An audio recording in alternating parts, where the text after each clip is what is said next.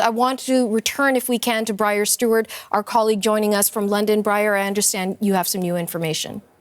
Well, that's right. I mean, we're monitoring the reports that are coming out from Israel, from local media, and the Times of Israel is reporting that the medics have told them that several Israelis are lightly injured and that they're scanning 7 reported impact sites in the Tel Aviv area. So reported impacts is quite vague terminology. So we still don't know whether there was a direct missile strike per se, or if there was an interception and various fragments of missiles fell on the ground or at buildings. Police have told the Times of Israel as well that several buildings in Tel Aviv were damaged. Again, we don't know the specifics of that.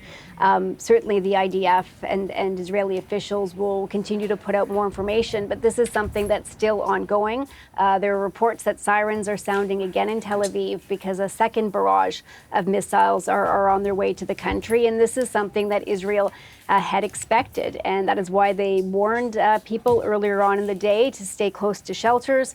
You mentioned that news conference that was, abruptly halted when the threat of the missiles coming in was made apparent. And there are a lot of questions about just how many of these things have been intercepted and what roles other countries have played. As I mentioned, you do have U.S. troops operating what's called the THAAD missile defense system. It's on the ground in Israel. It was brought in by the U.S. last year to help defend against these kinds of attacks.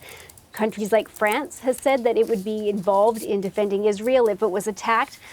Whether they're involved here, whether there's any capability to do that, it's not very clear at this point. But as we said, it's the kind of the second wave of strikes that are coming in, and this is exactly how Israel thought it would happen, that there would be several waves and it wouldn't all just come at once. Okay, thank you for that, Briar.